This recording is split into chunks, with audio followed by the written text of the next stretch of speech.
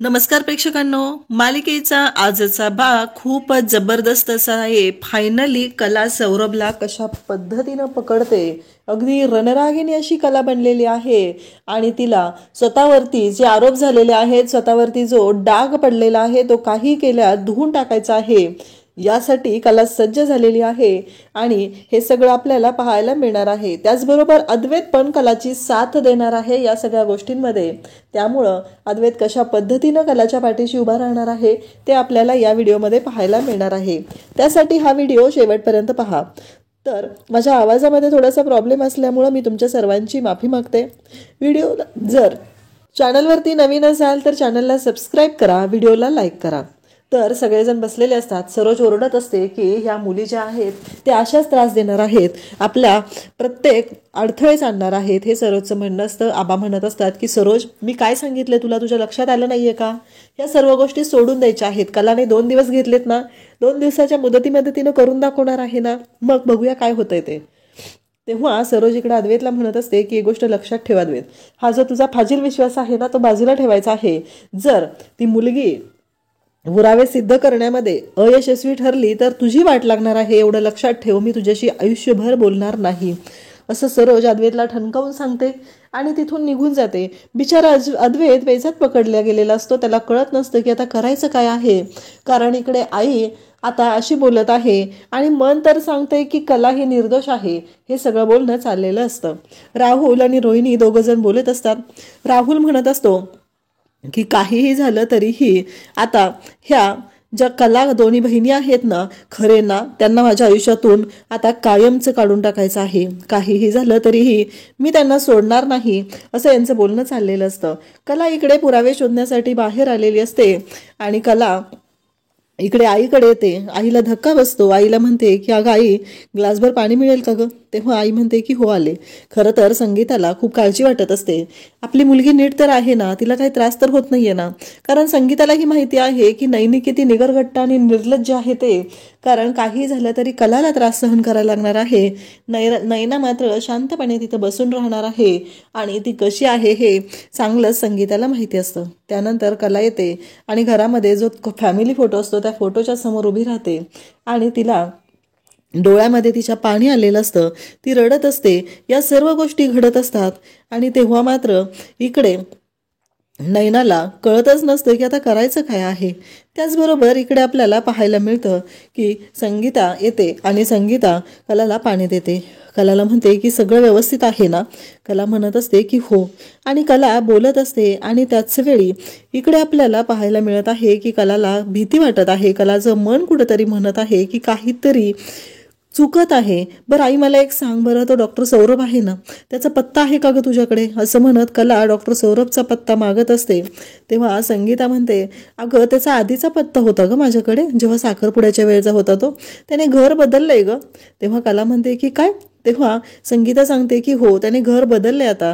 आणि नैनी कशी माहिती आहे ना, तिने कधीच तिच्या मित्रमैत्रिणींचा पत्ता वगैरे काही आपल्याला देत नाही, असं संगीता स्पष्टपणे सांगून रिकामी होते।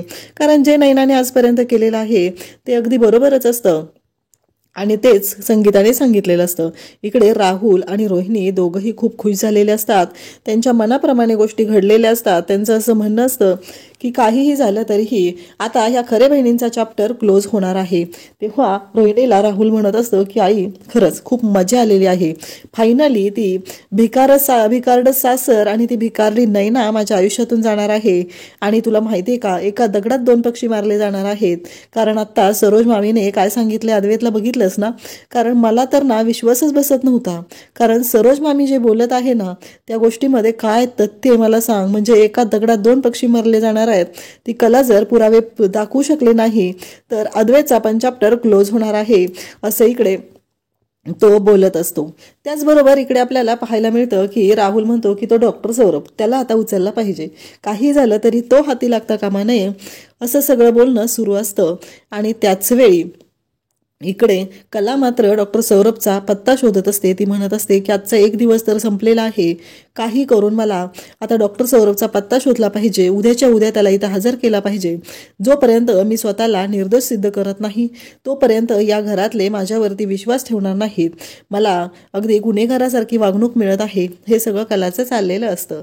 कला उठते आणि मग फोन लावू लागते. अद्वैत म्हणत असतो की काय चाललंय हिचं नक्की, कशा पद्धतीनं ही वागत आहे.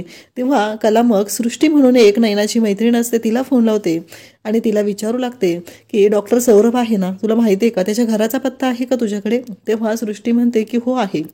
मग सृष्टी ही कलाला त्याच्या घराचा पत्ता देते आणि सांगते की हो, हा घे पत्ता त्याच्या घराचा.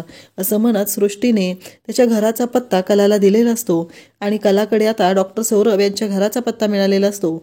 आणि कला म्हणत असते की आता काही करून मला डॉक्टर सौरभला गाठायचं आहे आणि ह्या सर्व गोष्टींचा सोक्षमोक्ष लावायचा आहे असं कलाने ठरवलेलं असतं. आणि कलाने या गोष्टी करण्यासाठी खूप मोठी ताकद एकवटलेली असते, कारण तिच्यावरती जे आरोप केलेले आहेत त्यामुळं अद्वैतचा विश्वास पण अगदी खोटा ठरणार असतो. अद्वैतने तिच्यावर विश्वास दाखवलेला आहे म्हणून सरोज अद्वैतला जे बोललेली असते ते कलालाही चांगलंच माहिती असतं. आणि कला म्हणत असते की काही करून मला ह्या गोष्टी कराव्याच लागणार आहेत. हे सगळं अद्वैतचं आणि कलाचं चाललेलं असतं. त्याचबरोबर कला म्हणत असते की काहीही झालं तरीही मला आता शांत राहून चालणार नाही. हे सगळं कलाचं बोलणं सुरू आहे आणि अद्वैत जागा होतो. अद्वैत म्हणतो काय चाललंय तुझं, दिवसभर पण खरफर फरफर करत असती आणि आत्ताही तेच करत आहेस तू. हे सगळं त्या दोघांचं बोलणं सुरू असतं. तेव्हा कला म्हणत असते नाही रे चांदेकर, तू जरा शांत राहा बरं, असं कलाचं म्हणणं असतं. आणि इकडे राहुलच्या माणसांनी डॉक्टर सौरभला पकडून आणलेला असतो आणि त्याला इतकं मारत असतात की त्या बिचाराला कळतच नसतं की हे सगळं काय घडत आहे आणि मला का पकडलं गेलेलं आहे. हा प्रश्न त्याला पडलेला असतो. पण ही लोक मात्र त्याला मारतच असतात. हे लोकांनी फक्त मारायचंच ठरवलेलं असतं आणि हे सगळेजण त्याला मारत असतात. तेव्हा तो मात्र एवढत असतो, कारण त्याला बिचारायला माहितीच नसतं की त्याला कशासाठी मारलं जातंय आणि त्याला ही लोक मारत आहेत. त्याच वेळी तिथे राहुल येतो आणि राहुल म्हणत असतो की चांगली ट्रीटमेंट मिळत आहे ना, कसं आहे इंटर्नशिप करतायत ना ही दोघं, म्हणून तुम्हाला विचारलं, असं राहुल म्हणत असतो. तेव्हा डॉक्टर सौरभच्या लक्षात येतं म्हणजे मला पकडून आणणारा हा नयनाचा नवरा आहे. आणि मग डॉक्टर सौरभला इकडे राहुल म्हणत असतो की तुम्ही लोकांच्या जीवाशी खेळता, लोकांशी खोटं वागता, तुमच्या मैत्रिणीनं आणि तुम्ही मिळून आमच्या घरातल्यांना मला फसवलेलं आहे, हे खोटं प्रेग्नन्सीचं नाटक रचून. असं म्हणत डॉक्टर सौरभला आता राहुल मारायला सुरुवात करतो. तो म्हणत असतो की चांगली झाली ना ट्रीटमेंट, नाही दोघं इंटर्नशिप करत आहेत म्हणून विचारलं, नाहीतर आणखी चांगली ट्रीटमेंट करावी लागेल, असं तो बोलत असतो. तेव्हा इकडे डॉक्टर सौरभला मात्र खूप भीती वाटत असते. तो म्हणत असतो की मी तुमच्याशी एवढं व्यवस्थित बोलत आहे. इथे सौरभचं तोंड सगळं फोडलेलं असतं, ते काळं निळं झालेलं असतं आणि त्याच्यावरती राहुल आता मीठ चोळल्यासारखं पुन्हा मारत असतो. सौरभ मात्र रडत असतो. सौरभ म्हणत असतो की अहो मला माफ करा, माझं काही नाही आहे, हे सगळं नयनाने केलेलं आहे, या सगळ्याला नयना जबाबदार आहे. तर तिकडे राहुल म्हणत असतो मी आता जे सांगेल ते करायचं, आजपर्यंत नयनाच्या तालावर नाचलेला होता, आता मी जे सांगते त्या पद्धतीनं गोष्टी करायच्या आहेत. हे ऐकल्यानंतर सौरभ म्हणत असतो की हो. तेव्हा तो म्हणतो की आता 1 वर्षभरासाठी इथून गायब व्हायचं आहे, कोल्हापूर सोडून निघून जायचं आहे, कोल्हापुरात दिसायचं सुद्धा नाही, एवढं लक्षात ठेव. सौरभ म्हणतो की हो, कारण आता सौरभकडे ऑप्शनच नसतो, कारण हा राहुल गुंडा आहे आणि तो नक्कीच सौरभची वाट लावणार हे सौरभच्याही लक्षात आलेलं असतं. आणि राहुलने सौरभची गचंडी पकडलेली असते आणि त्याला मारायला सुरुवात केलेली असते, कारण राहुलला काही करून हे पुरावे जे आहेत ते हाती लागू द्यायचे नाही. त्यासाठी एवढं सगळं त्याचं चाललेलं असतं, कारण जर पुरावे मिळाले तर अद्वैत हा तिथे ग्रेट ठरणार असतो, कारण ती कला खरे जी आहे ती ग्रेट ठरणार असते. हे त्याला नको असतं. एकतर नयनाचा चॅप्टर तर क्लोज करायचाच आहे, परंतु त्याचबरोबर नयनासोबत त्याला इकडे कलाला पण घरातून बाहेर काढायचं आहे. हे सगळं त्याचं चाललेलं असतं. इकडे सौरभ मात्र राहुलच्या समोर हात जोडून उभा असतो. तो म्हणत असतो की अहो मला माफ करा, माझ्याकडनं चूक झालेली आहे, मला असं नव्हतं करायचं, हे सगळं मला नयनाने करायला लावलेलं आहे. हे तो बोलत असतो तेव्हा राहुल म्हणत असतो की निघायचं आणि इथनं सुटायचं, अजिबात कोणालाही दिसायचं नाही, एवढं लक्षात ठेवायचं आहे. आता 1 वर्षासाठी हे कोल्हापूर सोडून गेलेलं बरं, एवढं लक्षात ठेवायचं आहे. आणि पुन्हा 2 लाता घालत तो सौरभला तिथून हाकलून देतो आणि लगेच निघायचं एवढं सांगितलेलं असतं. इकडे सौरभ मात्र बिचारा घाबरलेला असतो. दुसऱ्या दिवशी सकाळी कला खाली आलेली असते. अंजू बरोबर ती स्वयंपाकाचं डिस्कस करत असते, पण तिला राग आलेला असतो. तो म्हणजे नैना जी आहे ती मूर्खासारखी वागत असते. नैना हॉलमध्ये बसलेली असते आणि हॉलमध्ये बसून अगदी राणीसारखी खात असते आणि तिथं अजून अंजूला सांगत असते की अंजू माझा ज्यूस घेऊन ये. अंजूला मात्र आता नैना ही या घरची सून आहे, घरात जे काही घडलंय त्यापेक्षाही आता जे आहे त्याच्यावर मान्य करत तिने अंजू पण तिच्या हाताखाली राबत असते. त्याच वेळी रोहिणी तिथं आलेली असते. कला म्हणत असते की मी ज्यूस घेऊन येते असं म्हणत कला ते ज्यूस घेऊन तिथं आलेली असते.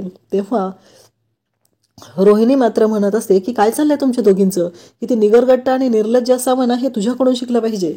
ते ज्यूस वगैरे काही मिळणार नाही. रोहिणीने आता कलाच्या हातातला ज्यूसचा ग्लास घेतलेला असतो आणि ती नैनाला बोलत असते. ती म्हणत असते की लाज वाटत नाहीये का तुला, काल एवढा तमाशा झालेला आहे. त्यावरती नैना म्हणत असते की मॉमीनला तुमचं काहीतरी चुकतंय, तुमच्या लक्षात येतंय का? अहो कालची गोष्ट झालेली आहे आणि यामध्ये माझा दोष नाहीये, तुम्ही गुन्हेगारासारखं माझ्याशी का वागत आहात, मला का ट्रीट करत आहात, हे सगळं बोललं जात असतं. तेव्हा इकडे रोहिणी म्हणत असते की बाद झालं आता तुमचं. तेव्हा नैना म्हणत असते की या सगळ्याला दोषी जी आहे ती कला आहे आणि तुम्ही सगळे माझ्याशी का अशा पद्धतीनं वागत आहात, हे ती बोलत असते. तेव्हा मात्र इकडे कलाला राग आलेला असतो, पण कला म्हणत असते की ह्या नैनाताईने खरंच लाच आणलेली आहे, कारण इतकं निर्लज्ज आजपर्यंत मी कोणाला पाहिलं नव्हतं. जोपर्यंत मी स्वतःला सिद्ध करत नाही तोपर्यंत ही लोक माझ्याकडे अशाच नजरेने पाहणार आहेत आणि माझ्याशी असंच वागणार आहेत. त्याचवेळी सरोज तिथं आलेली असते आणि सरोज तेवढीच चिडलेली असते. सरोज म्हणत असते की तू काय पुरावे आणून देणार आहे आणि करणार आहे ते तुला माहिती आहे, पण आता तुमच्या दोघींची खैर नाही. एकदा का हा दिवस संपला आणि पुरावे तू आणू शकली नाही की तुझी या घराच्या बाहेर हकलपट्टी आहे, एवढं लक्षात ठेवायचं. इकडे सरोजही बोलत असते, रोहिणीही तेच बोलत असते, कारण कलाला माहिती असतं की नैनाने जो गोंधळ घातलेला आहे त्याची शिक्षा तर अशाच पद्धतीनं भोगावी लागणार आहे. कारण नैनाने जी माती खाल्लेली आहे आजपर्यंत, नैनामुळे इतका त्रास झालेला आहे हे कलाला चांगलंच माहिती असतं. कलाला राग येत असतो, नैनाबद्दल वाईटही वाटत असतं, पण एवढं निर्लज्ज कोणी असू शकतं का, हा प्रश्न पडलेला असतो. त्याचबरोबर इकडे आपल्याला पाहायला मिळतं की रोहिणी म्हणत असते की ह्या मुलीमुळं माझ्या आयुष्याचं वाटोळं झालेलं आहे, माझ्या राहुलच्या आयुष्याचं वाटोळं झालेलं आहे, सोडणार नाही तुला, आणि इथं खात बसलेली आहे. हे सगळं चालू असतं. त्याचबरोबर इकडे सरोजने पण ठरवलेलं असतं की काहीही झालं तरी एकदा का पुरावेही आणू शकले नाही की मग सगळं माझ्या हातात आहे. आणि इकडे दोघीजणी मिळून त्या नैनाला बोलत असतात. तेव्हा कला निघायला लागलेली असते. कला म्हणत असते की आता जाऊन मला पुरावे शोधणं गरजेचं आहे, कारण आजचा एकच दिवस माझ्याकडे आहे. कला निघत असते, त्याच वेळी अद्वैत तिथं येतो आणि अद्वैत म्हणत असतो की खरे बाहेर निघालेस का, चल मी तुला सोडतो. आता अद्वैत कलाला स्वतःहून म्हणत आहे की मी तुला सोडतो. असं म्हणल्यानंतर सरोजला आणखी राग येतो. सरोज म्हणू लागते की काय चाललंय अद्वैत तुझं, तुला कळतंय का? नाही, आजचा एक दिवस जाऊ दे, मग तुला सांगते काय होणार आहे ते. एकदा का ह्या मुलीने पुरावे न आणता घरात येऊ दे आणि मग कळू दे मला, मग तुला सांगत आहे की काय होणार आहे ते. असं अद्वैतला सरोज बोलत असते. सरोजचं म्हणणं असतं की काहीही झालं तरीही ज्या गोष्टी आहेत त्या इतक्या विचित्र आहेत आणि तिला खूप राग आलेला असतो, हे तिचं चाललेलं असतं. तेव्हा कला म्हणत असते की माझं थोडंसं काम आहे. तेव्हा अद्वैत म्हणतो की ठीक आहे, त्यानंतर ऑफिसला ये, कारण ऑफिसमध्ये डिझाईनबद्दल डिस्कस करायचं आहे पुढच्या प्रोजेक्टच्या. सरोजला राग आलेला असतो. एवढं सगळं झालेलं असतं तरीही अद्वैत कलाशी व्यवस्थित वागत आहे. अद्वैत कलाला जो मान सन्मान द्यायचा आहे तो देत आहे. ही गोष्ट काही सरोजला पटत नसते, म्हणून सरोजची चिडचिड होत असते आणि सरोज म्हणत असते की काहीही झालं तरीही ह्या मुली इतक्या निर्लज्ज आहेत आणि यांना त्या गोष्टीचं जराही काहीही वाटत नाही, असं सरोजचं म्हणणं असतं. आणि त्याचबरोबर अद्वैत आणि कला दोघंही निघून गेलेले असतात. सरोज म्हणत असते की आजचा एक दिवस संपू दे, मग ह्यांना दाखवते. हे सगळं चाललेलं असतं. इकडे रोहिणी आणि राहुल दोघंही खुश झालेले असतात. राहुल म्हणत असतो की त्या सौरभचा चॅप्टर क्लोज झालेला आहे आणि आता त्या सौरभला संपवलेला आहे, कारण याने राहुलने त्याला धमकी दिलेली असते, तू जर कोल्हापुरात राहिला तर तू परत दिसणार नाही, एवढं लक्षात ठेवायचं, तुला मी गायब करेल. आणि तो येऊन रोहिणीला सांगत असतो. रोहिणी म्हणत असते की पहिल्यांदा आयुष्यात राहुल इतकं भारी काम केलेलं आहेस ना, तू मानलं पाहिजे तुला, असं रोहिणीचं म्हणणं असतं. आणि दोघंजण मिळून आता तिथे पार्टी करण्यात बिझी झालेले असतात. इकडे अद्वैत आणि कला एका ठिकाणी पोहोचलेले असतात, परंतु अद्वैतला मात्र प्रश्न पडलेला असतो की हे सगळं काय चाललंय, ही कुठे घेऊन आली आहे. तो विचारत असतो की कुठे घेऊन आलीस तू, काय चाललेलं आहे हे सगळं. हे अशा पद्धतीनं बोलणं सुरू असतं. आणि त्याचबरोबर इकडे अद्वैतला जेव्हा हे सगळं बोलणं चालू असतं तेव्हा प्रश्न पडलेला असतो. कला म्हणते की इथं कुलूप आहे, नक्की काय आहे हे सगळं. तेव्हा कला म्हणत असते की हो रे, कुलूपच आहे, म्हणजे तो इथं घरात नसणार ना, तो कुठे गेला असेल. अद्वैत म्हणत असतो की खरे काय चाललंय तुझं, मला कळेल का एकदा. अद्वैत कलाला विचारत असतो. कला म्हणत असते की अरे त्याला शोधते रे मी, वरती असेल का तो, असं म्हणत कला वरती बघायला लागते. तेव्हा अद्वैत म्हणतो कोणाला शोधतेस तू. तेव्हा अद्वैत म्हणते की कोणाला शोधतेस तू. तेव्हा कला म्हणते की त्या डॉक्टर सौरभला रे. अद्वैत म्हणतो म्हणजे तोच ना, त्यावेळेस तू त्याला भेटायला गेलेले, तो गायनॅक. तेव्हा कला सांगू लागते की हो. तेव्हा अद्वैत म्हणतो की आत्ता मला कळलेलं आहे, म्हणजे तू यावेळेसही मला फसवलेलं आहे, यावेळेसही माझ्याशी खोटं बोललेली आहे. तेव्हा अद्वैतला राग आलेला असतो आणि अद्वैत कलाला पुरावे शोधण्यासाठी मदत करणार. तोच ही गोष्ट घडलेली असते. म्हणजे त्यावेळेस जर कलाने खरं सांगितलं असतं तर आज ही वेळ अद्वैतवरती आली नसती, म्हणजे अद्वैतने कलाची साथ दिली असती. कलाला मात्र टेन्शन आलेलं असतं. कला विचार करत असते की आता करायचं काय. ह्या डॉक्टर सौरभला कुठं शोधायचं आहे. आत्ता कलाने ठरवलेलं असतं की अद्वैतला राग येणं स्वाभाविक आहे आणि अद्वैतचा जो राग आहे त्याचा विचार न करता कला म्हणू लागते की मला डॉक्टर सौरभला शोधलं पाहिजे, काही करून त्याला आज हजर केलं पाहिजे, तरच मी निर्दोष आहे हे सिद्ध होणार आहे. त्यामध्ये चांदेकरचा विश्वास हा माझ्यावरचा जो संपलेला आहे तो मला पुन्हा मिळवता येणार आहे, असं कलाने ठरवलेलं असतं.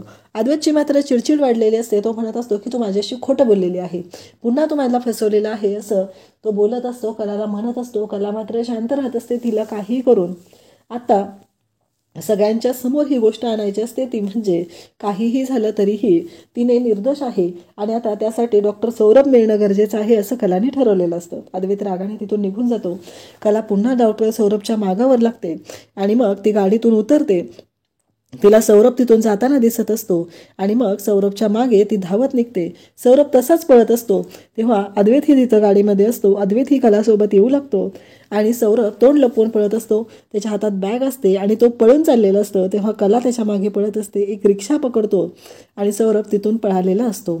कला मात्र हुशारीने लगेच दुसरी रिक्षा पकडते आणि त्या रिक्षावाल्या दादांना सांगते की आता जी रिक्षा गेलेली आहे त्या रिक्षाला फॉलो करायचं आहे आणि रिक्षा आडवी घालून ती रिक्षा बंद पडायची आहे, कारण त्या गाडीत जी व्यक्ती आहे, त्या रिक्षामध्ये जी व्यक्ती आहे त्याला मला पकडायचं आहे, असं कलाने स्पष्टपणे त्या रिक्षावाल्यांना सांगितलेलं असतं. आणि कला मात्र आता शांत राहत नाही. कलाने ठरवलेलं असतं काहीही झालं तरीही आत्ता हा डॉक्टर सौरभ माझ्या हाती लागणं गरजेचं आहे आणि डॉक्टर सौरभला पकडण्यासाठी कला आता सज्ज झालेली असते. कलाने ठरवलेलं आहे की आता शांत राहायचं नाही, कारण डॉक्टर सौरभ जोपर्यंत माझ्याबरोबर घरी येत नाही, मी सगळ्यांच्या समोर त्याला घेऊन जात नाही, त्याने माझ्याबरोबर येऊन तिथं साक्ष देत नाही, तोपर्यंत हे सगळं होऊ शकत नाही. हे सगळं घडलेलं असतं आणि कलाने आता रिक्षावाल्या काकांच्या मदतीने रिक्षा घेऊन जात डॉक्टर सौरभला पकडलेलं असतं आणि मग तो त्या रिक्षातून खाली उतरलेला असतो. कला त्याच्याकडे पाहत असते आणि तो पुन्हा पळायला लागलेला असतो. कलाने त्याची कॉलर पकडलेली असते आणि त्याला म्हणालेली असते की काय चाललंय तुझं, नक्की तू काय करत आहेस, कारण तुझ्यामुळं एवढं सगळं मला निस्तरावं लागत आहे आणि तुला त्याचं काहीच वाटत नाही. हे सगळं कला बोलत असते. कला त्याला जाब विचारत असते, कारण कलाचं आयुष्य पणाला लागलेलं असतं, तिचा संसार पणाला लागलेला असतो. घरातल्या सगळ्यांनी तिच्यावरती आरोप करायला सुरुवात केलेली असते आणि ह्या सौरभला ह्याचं काही वाटतच नसतं, कारण त्याला काही फरक पडत असतो. कला आणि नाही ना, ह्या दोघी बहिणी यांचं काही का होईना, त्याला काही त्याच्याशी देणं घेणं नसतं. कला मात्र खूप चिडलेली असते. तिला राग आलेला असतो आणि तिने सौरभची रस्त्यातच धुलाई करायला सुरुवात केलेली असते. सौरभला तिने पकडलेलं असतं. सगळे लोक पाहत असतात आणि कलाने त्याची कॉलर पकडलेली असते आणि त्याला जाब विचारत असते. त्याला विचारत असते की हे का केलेलं आहेस तू, आणि तेव्हा तो म्हणत असतो की नाही नाही, पण कला मात्र आता शांत बसणार नसते. कलाने ठरवलेलं असतं काहीही झालं तरी ह्याला सोडायचं नाही आणि कला त्याला आता फरफटत घेऊन चांदेकरांच्या घरी जाणार असते. आणि फायनली कलाला आता सौरभ मिळाल्यामुळं कला निर्दोष आहे हे सिद्ध होणार असतं. अशाच अपडेटसाठी चॅनलला सबस्क्राईब करा. थँक्यू.